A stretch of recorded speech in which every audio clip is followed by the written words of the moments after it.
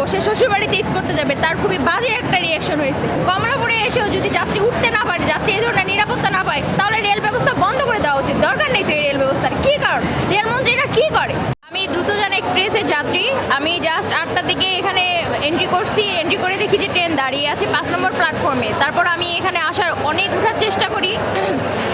আমি যেই সিটে পাশেই আমার মানে শেষের দিকে আমার সিট ছিল 102 নম্বর সিট টবগিতে। তো আমি সেই টবগির দরজার কাছেই ছিলাম, কিন্তু আমাকে কেউ কোনোভাবেই উঠতে দেয় নাই, আমি কোনোভাবেই উঠতে পারি নাই। আমি অনেক রিকোয়েস্ট করছি, ইভেন যখন ট্রেন ছেড়েও দিয়েছে আমি তখনও চলন্ত ট্রেনে উঠে পড়ছি। উঠে পড়ার পরও একজন পুরুষ ছিল, তাদেরকে আমি অনেকবার বলছি ভাই একটু সরে যান, একটু সরে গেলে আমি উঠতে পারবো, কিন্তু তারা কেউ উঠে নাই, কেউ আমাকে একটু সাইড দেয় নাই। এটা আমি খুবই দুঃখ প্রকাশ করতেছি এবং খুবই খুবই বাজে একটা আমি রিয়াকশন দিচ্ছি, খুবই বাজেভাবে বলতেছি। এই যে নতুন সরকার গঠন হলো, নতুন রেলমন্ত্রী গঠন হলো, তারা কি উদ্যোগ নিল? এর আগে তো আমরা কখনো এরকম ভোগান্তি হয় নাই। ভোগান্তি হয় এয়ারপোর্ট, জয়দেবপুর এইসব স্টেশনে।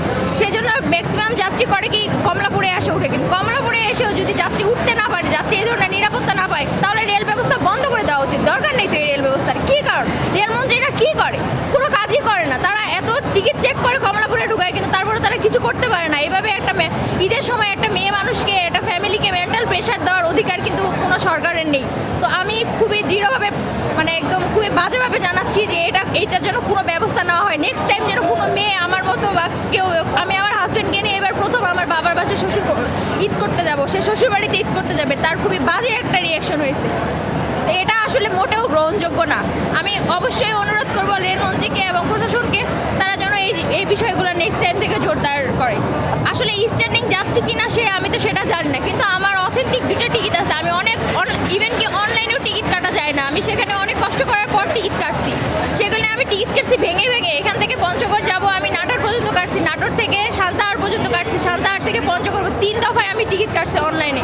এত কষ্ট করে টিকিট কাটার পরেও আমি ট্রেনে উঠতে পারলাম না। এটা খুবই দুঃখজনক, খুবই দুঃখজনক। এখন আর কি করার? তাহলে এখন রেলমন্ত্রীর বাসা যেয়ে ঈদ করতে হবে। এখন আমার 11:30 একটা ট্রেন আছে, সেটাতে তো সিট আমি অবশ্যই পাবো না। চেষ্টা করবো সেটাতে কোনোভাবে ওঠার, যদি যেতে পারি। এটাই, কারণ বাসায় তো যেতেই হবে।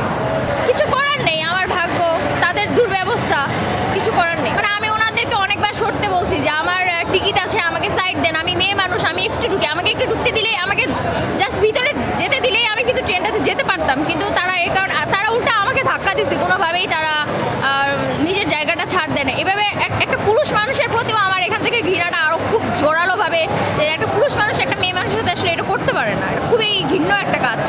সবার ঘরে মা বোন আছে, সবাই এটা করতে পারতো যে মহিলা মানুষটাকে একটু সাইড দেই, সে একটু ট্রেনটাতে উঠুক, তার তো টিকিট আছে। আমি বারবার এই কথাটাকে বলছি, কিন্তু তারা আসলে মানে নাই। এখন যার যার বিবেক, কিছু করার নেই।